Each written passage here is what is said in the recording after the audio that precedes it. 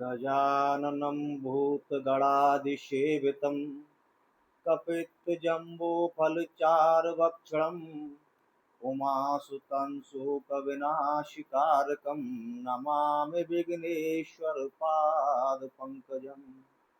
गुरुर्ब्रह्मा गुरुर्विष्णु गुरुर्देवो महेश्वरः गुरुर्साक्षात् परं ब्रह्म तस्मै श्रीगुरुवे नमः। कर्पूरगौरं करुणावतारं संसारसारं भुजगेन्द्रहारं सदा वसन्तं हृदयारविन्दे भवं भवानी सहितं नमामि। सर्वमङ्गलमाङ्गल्ये शिवे सर्वार्थसाधिके शरणे गौरी त्र्यंबके नारायणी नमस्तुते। श्री सरस्वतीभ्यो नमः। श्री सरस्वतीभ्यो नमः। श्री सरस्वतीभ्यो नमः। श्री सरस्वतीभ्यो नमः। पार्वती मेरी मात है, पिता मेरे महादेव, आप दोनों के श्री चरण कमलों में आपके इस शिव सेवक बेटे का कोटि कोटि प्रणाम। सभी सुनने वाले भक्त संतों को मेरा सादर नमस्कार।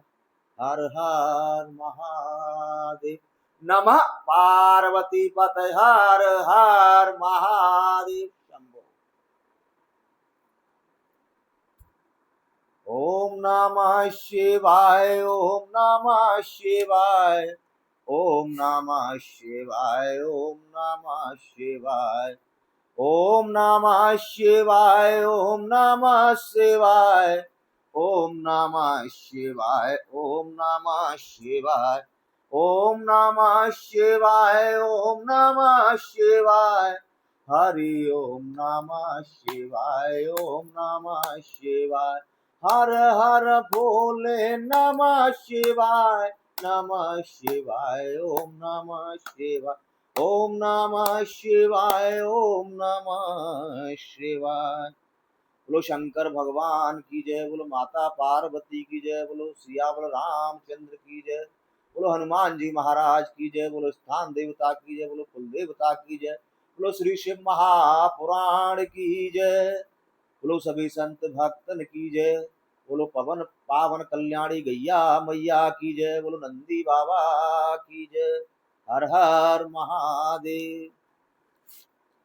शिव महापुराण की कथा के में आगे वर्णन आता है पार्वती मैया शिव जी के विवाह के बाद आगे वर्णन है।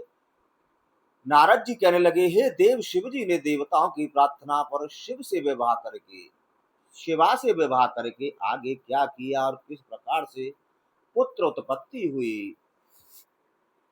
ब्रह्मा जी कहने लगे, हे नारद, अब आप विघ्नों को मिटाने वाले शिव जी के इस गोपनीय चरित्र को श्रवण करिए।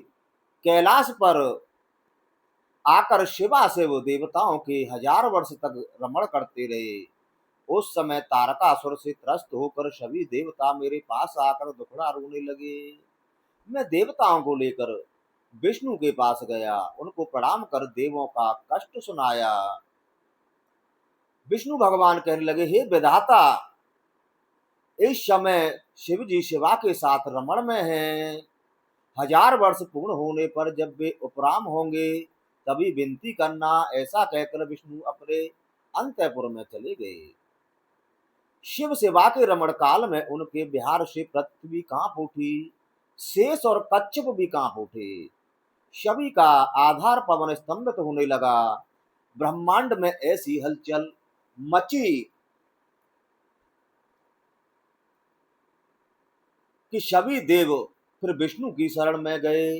हे नारद, देवों के कष्ट के कारण फिर हम सभी देवताओं के साथ कैलाश पर गए और शिव गणों से कहने लगे, हे गणों, तुम शिव जी से जाकर निवेदन करो कि तारकासुर के अत्याचार से दुखी होकर सभी देवता ब्रह्मा और विष्णु यहाँ आपकी शरण में आए हैं।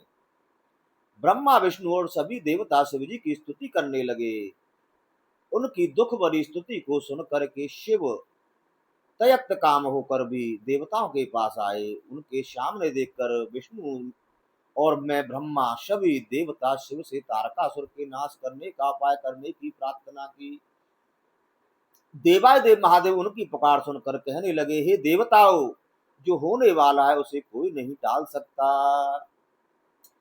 रामायण में तुलसी बाबा लिखते हैं कि होई सोई जो राम रच राखा, को करे तर्क बढ़ावे शाखा। शिव जी कहने लगे, तुमने इस समय पुकार लगाई है, इसे कौन, मेरा वीर स्खलित हो रहा है, इसे कौन ग्रहण कर सकता है। ऐसा कहकर शिव जी ने वीर पृथ्वी पर गिरा दिया।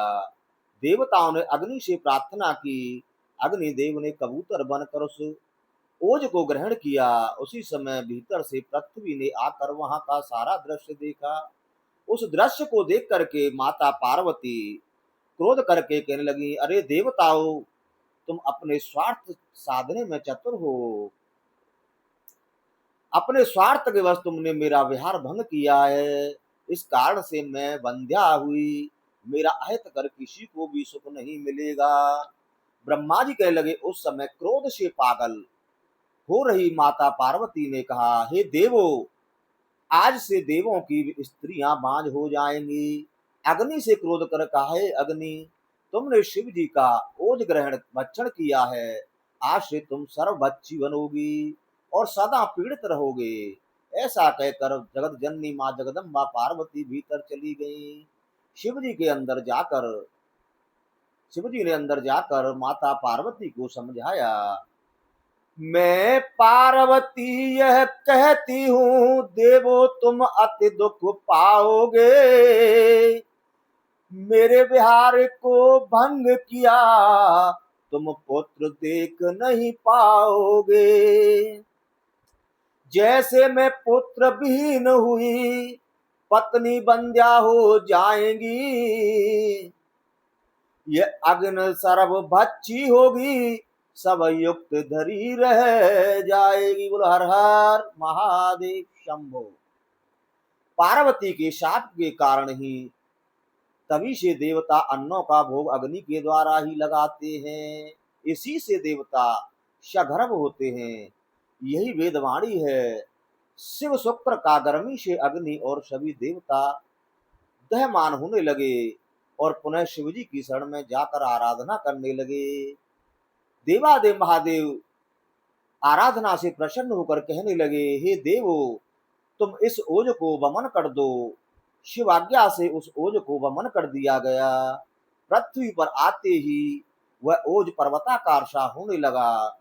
अग्नि से शिवजी से कहने लगी, हे प्रभु, मेरा दाह दूर करो।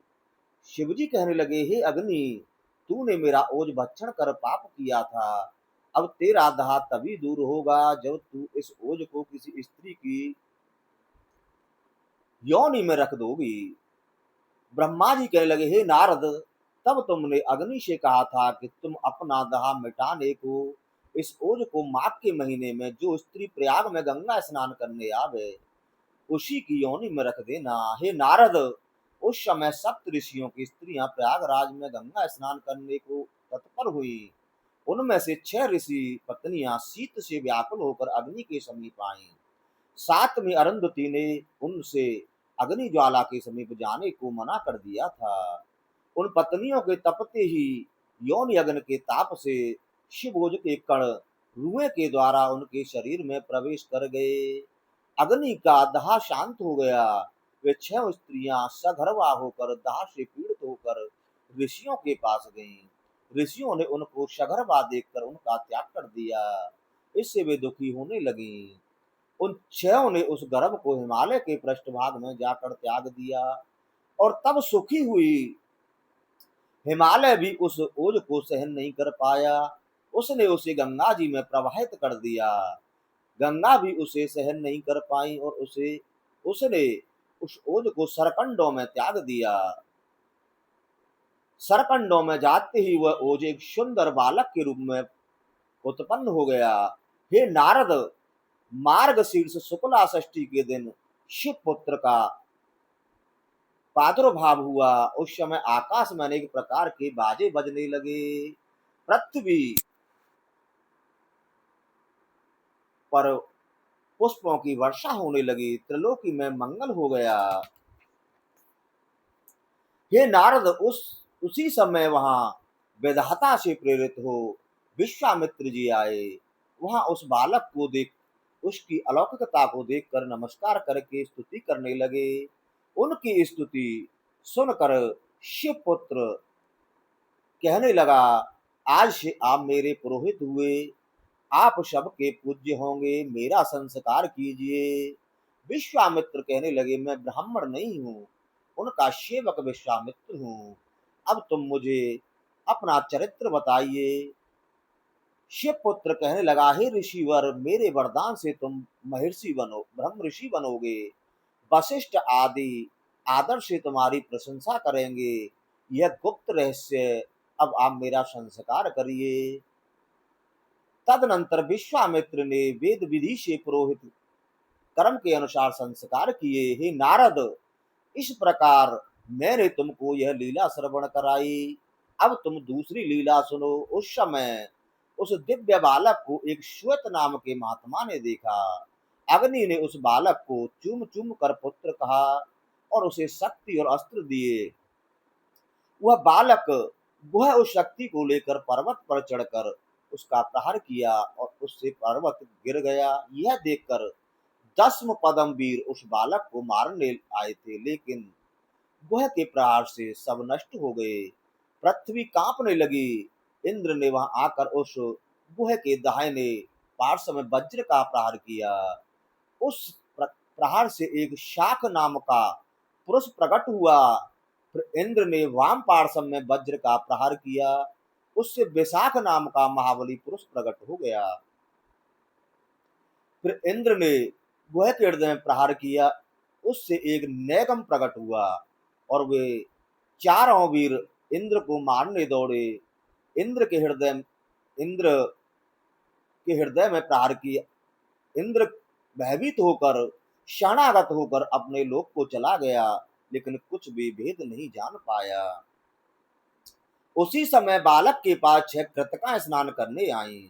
उस दिव्य बालक को देखकर उसे प्राप्त करने और स्तनपान कराने की इच्छा करने लगी। आपस में विवाद करने लगी। उनके विवाद को देखकर बालक के 6 मुख धारण करके 6 का दुग्ध पादन किया। 6 प्रसन्न होकर उस कार्तिकेय को वस्त्र आभूषण से सजाकर सुस्वादु अन्न का भोजन करा करके प्रसन्न रखने लगी। एक दिन वह बालक देव सभा में जाकर अलौकिक चरित्र दिखाने लगा। उसके चरित्र को देखकर विष्णु पूछने लगे कि आपका परिचय क्या है। नारद जी से पूछने लगे, हे ब्रह्मा जी, इसके आगे का चरित्र सुनाइए कि आगे क्या हुआ। ब्रह्मा जी कहने लगे, हे नारद, कृतकाओं ने उस बालक को ग्रहण कर लिया और इस बात का पता पार्वती को नहीं लगा था। एक दिन जगत जननी माँ जगदम्बा पार्वती शिव जी से कहने लगी, हे प्रभु, आपका ओज जो पृथ्वी पर गिरा था उसका क्या हुआ, उसको किस देवता ने छुपा लिया है। शिवजी ने देवताओं को बुलाकर पूछा कि मेरे अमोघ ओज को किसने छिपाया है। इसे सुनकर के ब्रह्मा विष्णु इंद्र आदि लोकपालों ने नकारात्मक उत्तर दिया। देवता बोले, प्रभु, आपके ओज को छिपाने वाला पाप का भागी होगा। विश्व देवताओं से पूछा, उनका भी उत्तर नकारात्मक आया। सभी कंपित होने लगे। ब्रह्मा जी ने पृथ्वी से पूछा। पृथ्वी बोली, मैं उसे सहने में असमर्थ थी, मैंने उसे अग्नि को दे दिया था। अग्नि बोला, मैं उसे सहन नहीं कर सकी थी, मैंने उसे कपोत रूप से लेकर कैलाश में त्याग दिया था। कैलाश बोला, मैंने उसे गंगा जी में डाल दिया था। गंगा जी बोली, मैंने उसे शरकंडों के वन में डाल दिया था। वायु बोला, वह पतित हुआ, ओज तुरंत ही बालक बन गया था। गंगा के किनारे बालक जन्मा है। सूर्य बोला, बालक को रोता देखकर मैं तो अस्ताचल चला गया था। चंद्रमा बोला, बालक रोता देखकर कि कृतिकाएं उसे लेकर बद्रिकाश्रम की तरफ चली गई हैं। संध्या कहने लगी वो उसका कौतुक से लालन पालन करती हैं और उसका नाम भी कार्तिकेय रख दिया है। वे उसकी सुंदर वस्त्र आभूषण पहनाकर अत्यंत सुंदर भोजन कराती हैं। शिव पार्वती ने इस समाचार को सुनकर के ब्राह्मणों को खूब दान दक्षिणा देकर संतुष्ट किया। तदनंतर शिवजी ने नंदीश्वर, वीरभद्र, महाकाल, 1 लाख क्षेत्रपाल, 3 लाख भूतों को लेकर नंदी को पुत्र को लाने भेजा। इतने वीरों को देखकर जो चारों ओर से घेर कर खड़े थे, कृतकाएं भयभीत होने लगी। कार्तिकेय कहने लगे, भयभीत मत हो, कुछ भी तुम्हारा कुछ नहीं कर पाएगा, न बिगाड़ पाएगा। नंदीश्वर ने कार्तिकेय से कहा, हे भ्राता, शिवजी ने मुझे आपके पास भेजा है। कैलाश पर ब्रह्मा, विष्णु और रुद्रदेव विराजमान हैं।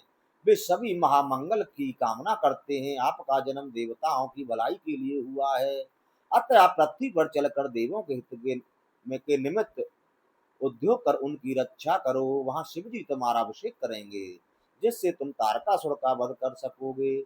तुम संसार भर में प्रकाशित होगे। उनके घर में शोभा को नहीं प्राप्त होगे, कहीं पर्वत कूप में गिरता हुआ शोभा को प्राप्त नहीं होता। कार्तिकेय कहने लगे, हे भ्राता श्री, इन कृतकाओं का मुझ पर बड़ा एहसान है। इन कृतकाओं के उपकार और दुग्धपान से मैं वृद्धि को प्राप्त हुआ हूँ। मैं इनका पौष्य पुत्र हूँ। हे भ्राता, पार्वती से मेरा प्रादुर्भाव नहीं है। जैसे वे मेरी धर्म की माता है, ऐसी मेरी कृतका माता है। यदि शिवजी ने मुझे बुलाया है तो मैं अवश्य ही जाऊंगा। तब कार्तिकेय 100 पहियों वाले पार्वती द्वारा भेजे गए रथ पर, जिसे शिवगण वेष्टित कर रहे थे, उस पर शिवोज से शंभुत पार्वती पुत्र उदगन मन से चढ़े। तभी कृतकाएं आकर रुदन करने लगी। कार्तिकेय उनको भी रथ पर चढ़ा करके कैलाश को चल दिए। कैलाश पहुंचने पर विष्णु आदि ने शंकर जी से कार्तिकेय के आने का समाचार कह दिया। तब सदाशिव, ब्रह्मा, विष्णु आदि के साथ कार्तिकेय को देखने चल दिए। शंख, भेरी, ताल, ढप और अनेक प्रकार के बाजे बजने लगे और अत्यंत आनंद हो रहा था। पति पुत्रवती बिश्च शादवीव स्त्री वृंदता लक्षादित्रिशं देवीश्च पुरः कृत्वा शमाय श्री। पार्वती पति पुत्र वाली सुहागने तथा लक्ष्मी आदि 30 देवियों को आगे कर पुत्र को देखने चली। उस समय शिवजी की आज्ञा से रंभा आदि अप्सराएं नृत्य गान करने लगी। कैलाश पर अत्यंत आनंद छा रहा था। तब स्कंद जी शिव पार्वती को देखकर रथ से उतर करके सिर से प्रणाम करने लगे। शिवजी ने स्कंद को छाती से लगा लिया। माता पार्वती पुत्र को देखकर स्नेह से अपना दूध पिलाने लगी। सभी देवों ने कुमार को नीराजन किया। सभी आनंद मनाने लगे। कुमार शिव के गले में पड़े नाग को ताड़ने लगे। शिवजी ने वेद मंत्रों से पवित्र कर 100 घटों से कुमार को स्नान कराया। फिर रत्नों से जड़ित कवच, कुंडल और बाजूबंद दिए। वैजंती माला और विष्णु ने अपना चक्र दिया और शंकर जी ने शूल, पिनाक, फरसा, शक्ति, पाशुपत आदि सब तथा परम विद्या कुमार को दी हैं।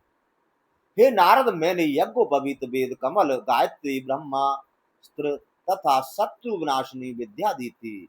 इंद्र ने वज्र और गजेंद्र दिया। वरुण ने छत्र और रत्नों की माला दी। सूर्य ने मनोमय रथ, यम ने दंड, समुद्र ने अमृत कलश, अग्नि ने महाशक्ति, पवन ने वायव्यास्त्र, कुबेर ने गदा, कामदेव ने काम शास्त्र, सागर ने रतन, हिमालय ने दिव्य वस्त्र आभूषण दिए।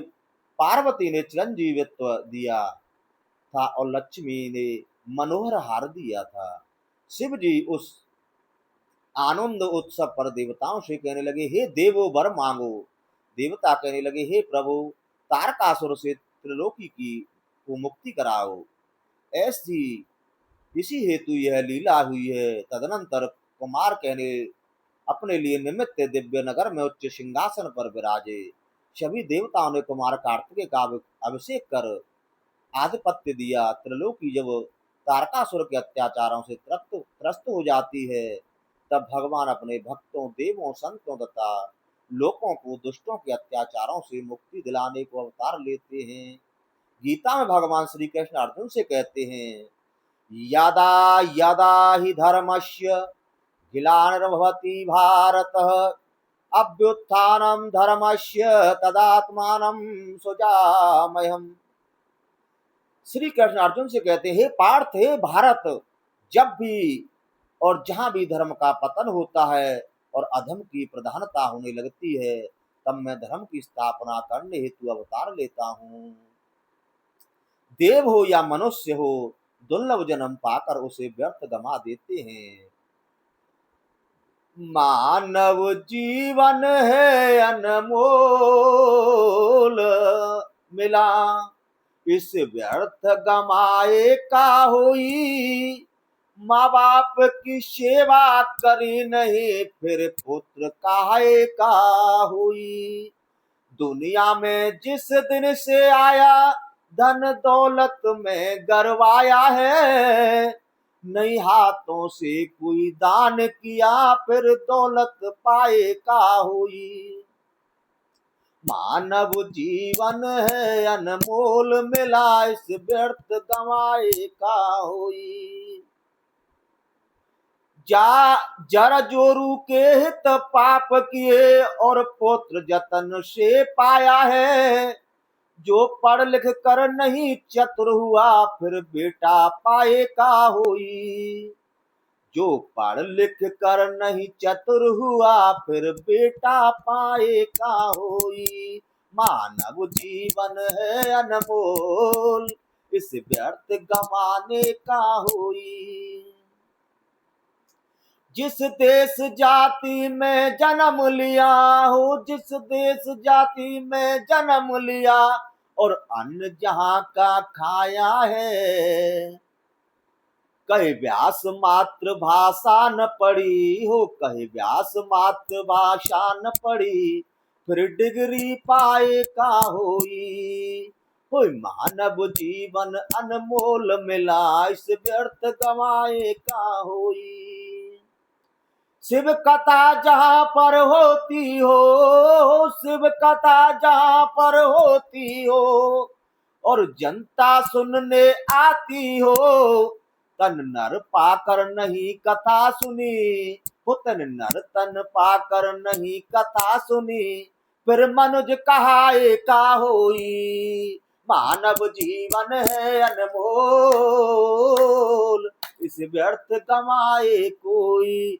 नमः पार्वती पते, हर हर महादेव शंभो। ब्रह्मा जी कहने लगे, हे नारद, एक नारद नाम का ब्राह्मण कुमार के पास जाकर कहने लगा कि हे शिव पुत्र कार्तिकेय, हे पार्वती नंदन, हे बद्रीनाथ, हे त्रिलोकीनाथ, मैं आपको छोड़कर किसकी शरण में जाऊं। आप मेरी रक्षा कीजिए। आप भक्तों के प्राण, गुणों के आगार, तीनों गुणों से भिन्न और त्रिलोकी के रक्षक हुए प्रभु, आप मेरा यज्ञ पूर्ण कराइए। हे स्वामी, मैंने अश्वमेध यज्ञ का आयोजन किया था, लेकिन यज्ञ पशु बंधन तोड़कर भाग गया है। मेरा यज्ञ अपूर्ण है। आप सर्वांतरयामी हैं। मेरे यज्ञ पशु को खोजकर मेरे यज्ञ को पूर्ण कराइए। ब्राह्मण के ऐसे दीन वचन सुनकर के कुमार ने अपने गण वीरबाहु को अब अज की खोज करने भेजा। वीरबाहु ने सारे ब्रह्मांड का चक्कर लगाया, लेकिन अज कहीं नहीं मिला। उसका उपद्रव जगह जगह पर सुनने को मिला।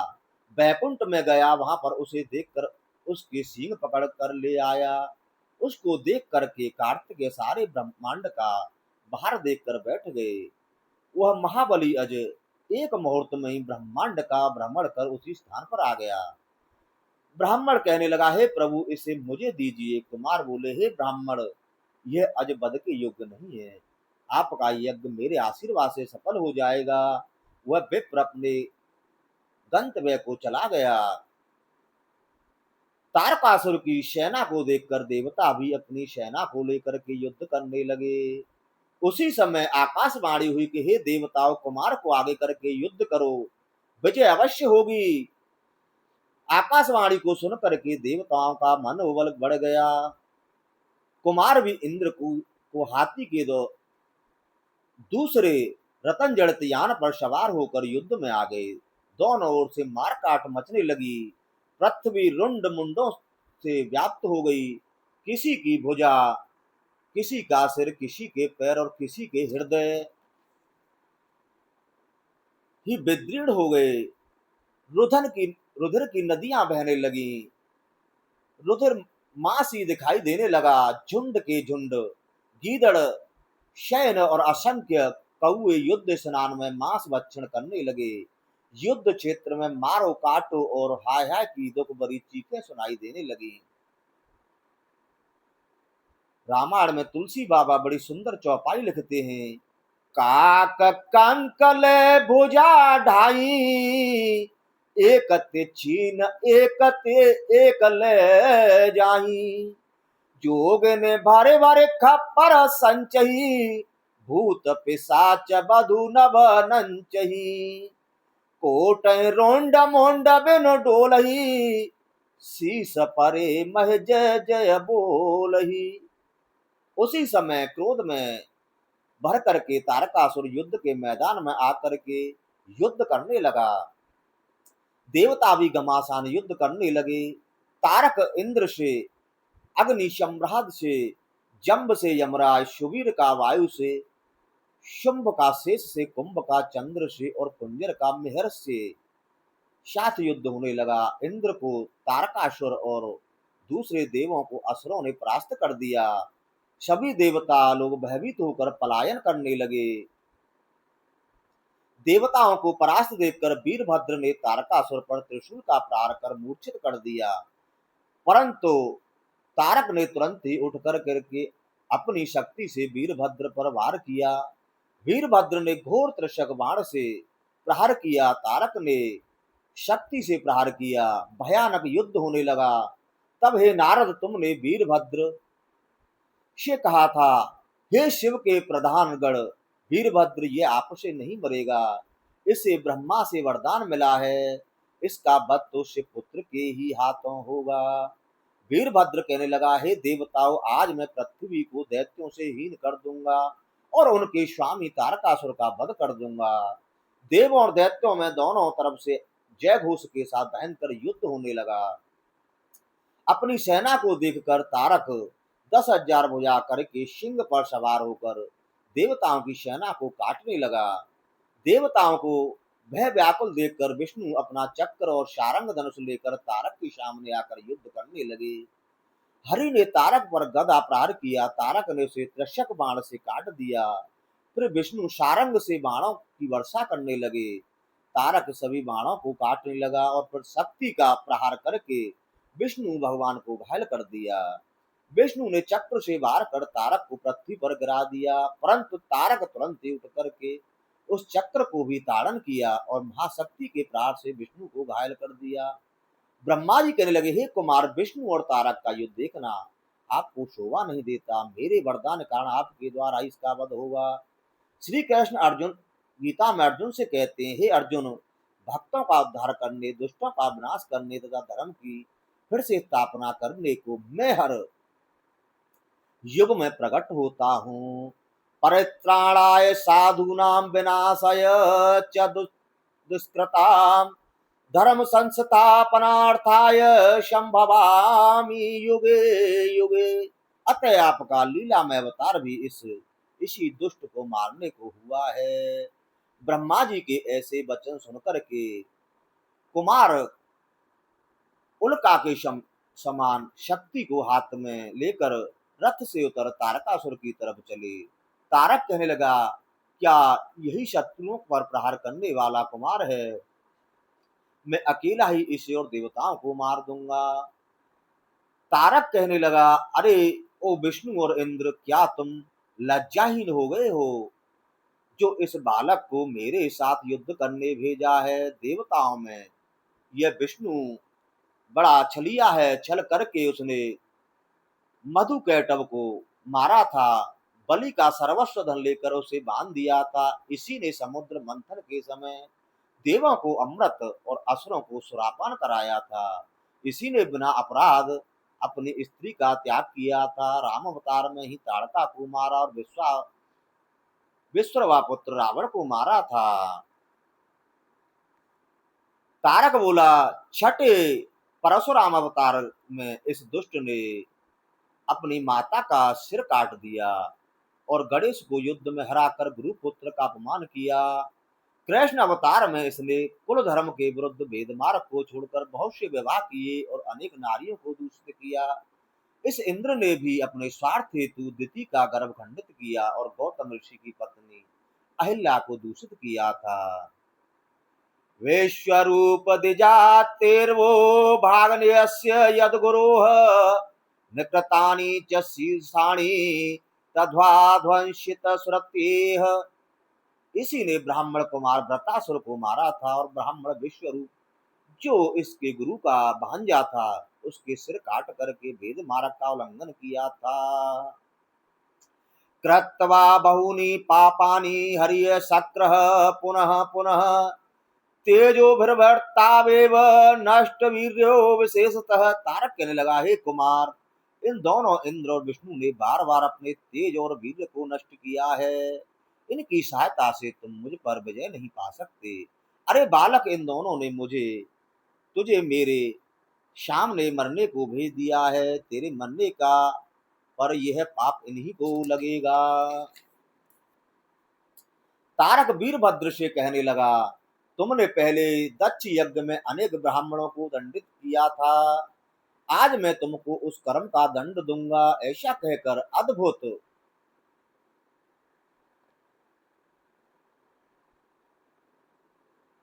शक्ति को ग्रहण किया। इंद्र ने तारक पर उसी समय वज्र से प्रहार कर पृथ्वी पर गिरा दिया, परंतु तुरंत ही उठ करके तारक ने इंद्र पर शक्ति से प्रहार कर पृथ्वी पर गिरा दिया।